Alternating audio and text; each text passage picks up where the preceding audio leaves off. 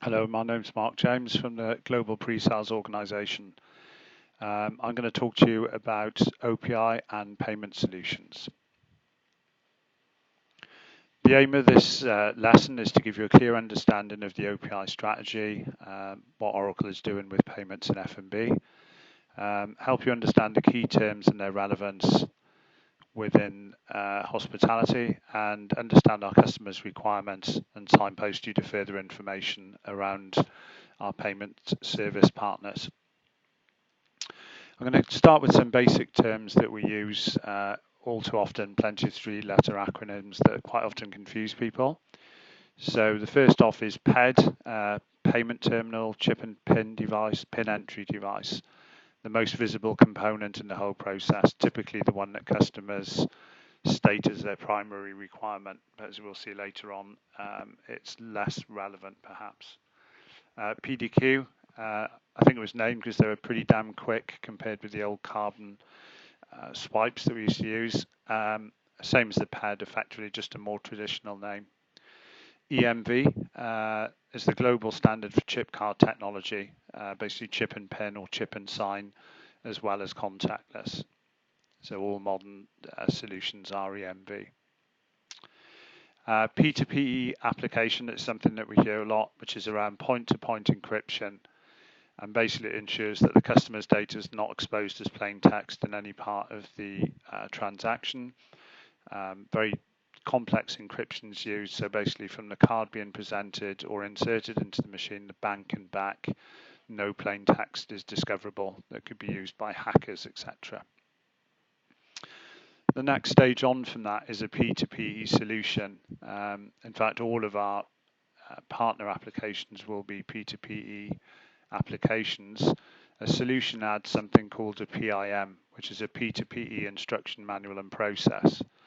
So basically this covers all aspects around setup of devices, how it's configured, what the security is, the chain of custody, and when it's locked in a cupboard, the injection of keys, because as part of the P2P encryption solution, some secret keys are injected into the device. So that whole process is documented and followed by the merchant. If you do this as a merchant, it reduces the requirement for you to complete your self-assessment questionnaire from like 50 or 60 pages down to 8. So it's a big saving in time. We also hear about PCI DSS approved applications. So the Payment Application Data Security Standard is applied to software vendors who sell payment applications. So all of our solutions will be tested and approved for PCI PA DSS compliance. And at the end of the presentation, there's a link where you can review their website and also a list of approved solutions. So we've talked a little bit about a payment service provider, or a PSP. This is the person who provides the solution that runs on the PED. It accepts the payment and it passes the payment off to the acquirer or to the merchant bank for processing. These solutions incorporate all of the standards that we've talked about yesterday to prevent fraud. The acquiring bank or the merchant service, these provide the technology for actually processing the card transactions, underwrites them, and it's with them that the customer has a relationship. It's not necessarily the bank of customers, so you could bank with one bank and then shop around to get the best rates for your credit card acquisition, and that's quite common. Examples would be Elevon and Barclays Merchant Services. Card schemes and issuers, we talk about these. This is the part of the solution really that touches our customer, our customer's customer, in fact, where they sign up with Barclays card or Amex or a certain Visa card. And they introduce rules that are implemented and have to be met by the payment service providers and the acquirers, in fact. Recently, Visa added a requirement for all contactless transactions to go online to validate that the card wasn't stolen. That was a recent change imposed by them. So the card scheme and the issuer is really involved and contracted with the consumer. whereas the acquirer and merchant service work with the restaurant or hotel with the merchant. Examples of that would be Amex, Visa, MasterCard, JCB. So what are integrated payments? So any payment where the POS actually communicates with the card payment device is an integrated payment. They're sometimes called semi-integrated payments, but wherever that link is automated, then it's an integrated payment device. OPI only deals with cardholder present transactions, so this is where a card's actually physically present or a card tokenized within an application such as my Apple Pay. We're only concerned with those transactions from an OPI perspective, not for purely app payments. Why would one of our merchants want integrate payments? Speed of service, it saves keying in an amount twice. Enhanced services, so being able to take payments at the table, to do direct currency conversions, and the possibility to produce a single receipt with both the credit card and the itemized bill on the same receipt. Transcription errors and possibility for fraud are reduced. Cashing up at the end of shift is quicker because all of the card payments have already been reconciled. And the bank reconciliation is much better because typically the payment service provider will provide a web portal, so all of the payments throughout the day can be reviewed and compared to the banking sheets. So why did we create a whole new payment strategy and change the way things were done previously? We used to have a massive different integrations, different regional integrations, different software running on our devices, on our workstations, and we even ventured into writing our own payment service provider solution as well, MPG or OPG as it was known later on. The challenges that presented us were hundreds of solutions around the world, different by country, POS or solution provider. We tried to build a PSP solution. I think the lesson there was leave it to the specialists. PCI compliance, we want to keep our POS solutions out of scope for PCI, so not having any of the payment technology residing within our POS is a good idea. And we let the experts build these solutions so they can keep up to date with card scheme changes and technology. And a major reason also is avoidance of risk, because actually getting involved in the payment business does put you in line of significant risk around settlements, etc. So the aims of OPI were to give a single interface for standard payment acceptance, to bring us out of scope of PCI, drive innovation by collaborating with the leading global PSPs, construct an ecosystem and payment services so that a global vendor can come to us and hopefully one, but more than likely just go with a small number of accredited payment services to cover their global expansion plans. Also, with different versions of our POS, we can ensure compatibility by running it through Oracle validated integration. In other words, we test with different versions of Symphony and RAS. There are some challenges around it. Not all of the global payment providers have signed up yet or got validated. Verifone and Ingenico stand out as two that a number of you we've had long conversations about. The product is young. There's some initial challenges in terms of maybe functional or architectural gaps, but it's rapidly evolving and everything's documented and in the backlog. So there are two flavors to OPI. There's the one that really came over from legacy of the Micros Payment Gateway. It's the old style integration called MGDH. It's slower. It's not a go forward product. However, some RAS installs will still need this at the moment. Native drivers, this is the newer version of OPI. It's significantly faster, go forward, better supported, and for new Symphony installs, certainly it's the only supported methodology. It does require 2.9 or above for Symphony. And that shows the difference really where the integration is via another set of drivers from older versions of Symphony, and those drivers are MGDH. Oracle Symphony 2.9 and above directly implements the payment features within the Symphony application. So when we're talking to a customer, what do we need to understand? Typically, they're just going to tell you that they want Ingenico or Verifone pads. But we need to start looking at their service style. Do they pay at counter? Do they require hotel pre-auth? Do they require pay at table? Any specific special card types, things that raise alarm bells, things like Ticket Restaurant in France or Belgium. Terminals, is the customer in contract with the terminals? Are they bank owned? Are they able to change? Likewise with their current incumbent solution, are they a partner? If not, can it change? Who's the acquiring bank that processes the payment?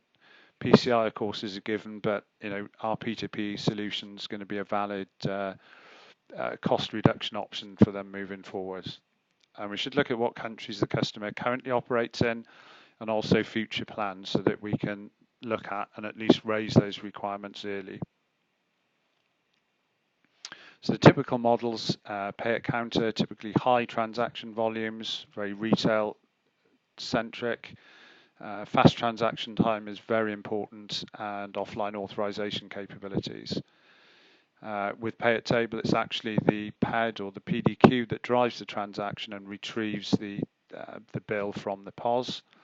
Often gratuities are added, and it's often a wireless device with an integrated printer.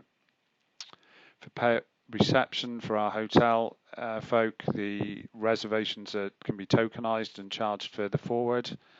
Incremental authorizations can be performed, and if different cards are used at settlement, authorization reversals are a key part of that. So there's a different validation depending on the actual use case that the customer has, and some of course will require all three. So just to show where the Oracle solution lies, so the red, of course, Symphony Res and Opera application run on the workstation, and the Oracle payments interface running on a workstation or a dedicated back office machine. The payment application, the bit in the middle, provides a gateway, token services, and the actual payment device. And then that routes off then to the acquirer in the bank to actually settle the funds and give an accept or decline on the card. You'll also see a dotted line where the payment device could connect to our workstations, serial, USB, Wi-Fi, sometimes hardwired. Occasionally, though, from a security perspective, not well loved as Bluetooth.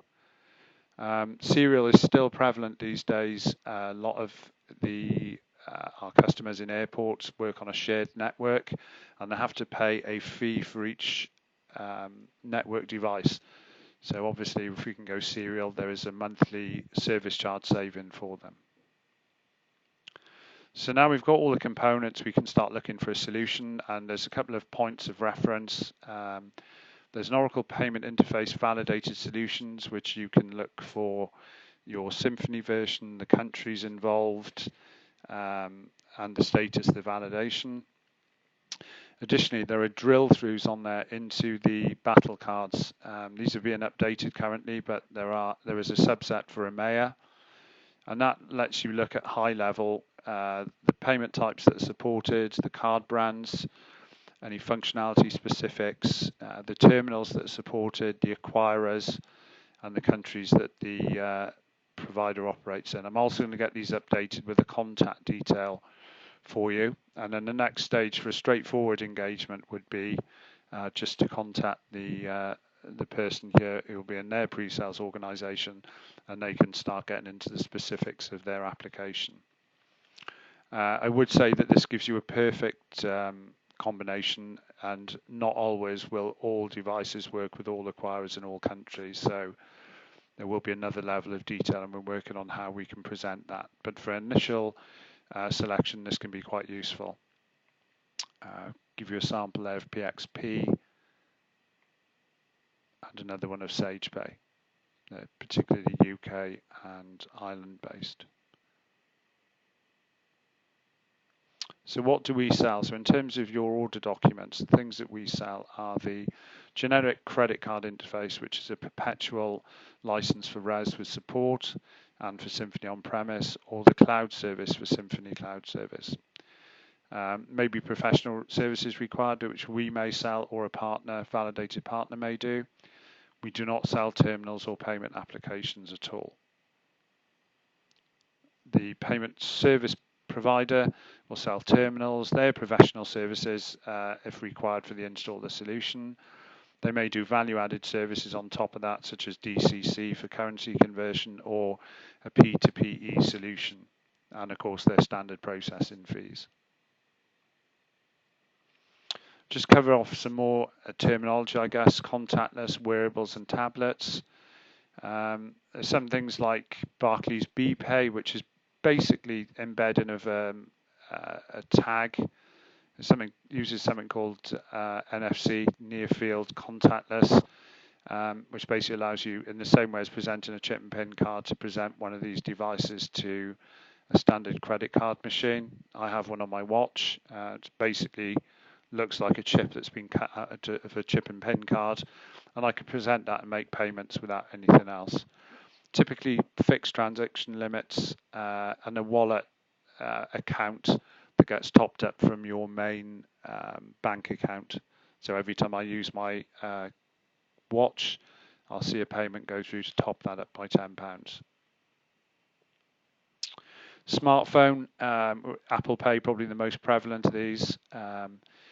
It works on the same device as contactless. In fact, it presents in exactly the same way as a contactless card. Samsung has something a little bit different. That means it activates the magnetic swipe reader. And there's some tokenization, so a tokenized version of the card is presented on your phone. And basically all a token is instead of having the full card details available, which could be stolen and reused, they're encrypted in a way that they can't be interpreted by a human without having the secret keys to unlock it. So it's just a token, just represents a payment method without giving away the secret detail within it. You can also enable some non-contactless cards to be used on a contactless device. So when we had our first Oracle Amex cards, in fact, they were not contactless. I added them into my Apple Wallet and it became available for contactless through my phone. So that was quite neat. At table payment, so we've called this POSIT table, I guess. This is where we take a tablet and a payment device to the customer's table to accept the payment from them once the bill's been prepared. Number of devices that some of our PSPs have got working, so the Mura, the Verifone E355, which is one of my favorites, and some Ingenico ICMP devices. Now we still need the ability to print a receipt, so options there around a small wireless portable printer, though again we've now got 3 devices we've got to take to the table, or to have a number of standalone printers out in the service area where if a customer does request a receipt we can go back and get that. For the integral printers, we could look at some of the traditional wireless pads that are normally used for pay at table and use those in a push mode so that the tablet can be used to initiate payment at the table. So that's an area we're looking at. All-in-one devices are being reviewed as well. There's a number of separate PSPs that are looking at dual processor devices where one is running the payment terminal and one is able to run Android. So you could look at putting Symphony there to communicate with that. But that's all futures, but it is something that's actively being looked at.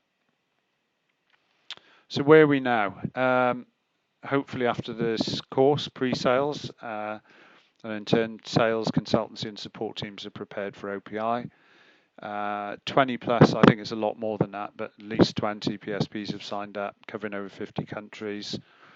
There are a lot of solutions that are in development or validation. There's not active OPI roadmap going ahead.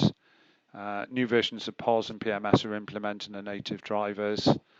And the solution data sheets, the battle sheets that I've shown you, they're being finalised, and they will be updated, and they will be in a Confluence page where you can just retrieve the latest versions of those. Legacy is something I get asked about a lot. So if there's no current suitable provider and approval is gained from payment strategy, then an existing approved integration, and you'll be able to see those on the validated applications Confluence page.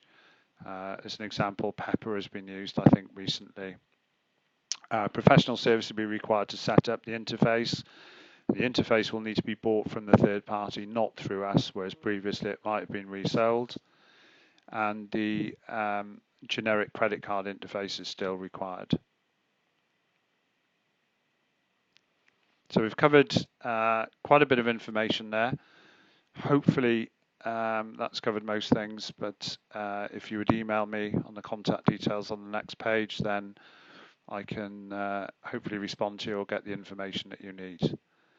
The links on this page, the PCI DSS approved solutions, will list all the solutions. You can look up our suppliers there if a customer asks you, our partners there if a customer asks for their PCI status. If you go to their main page, there's an awful lot of information about the payments industry anyway, so that's a very good source of information. I've also included the Confluence link for the partner validations, which will also drill through into the battle cards. If there's any further assistance you need, then my email address is at the bottom.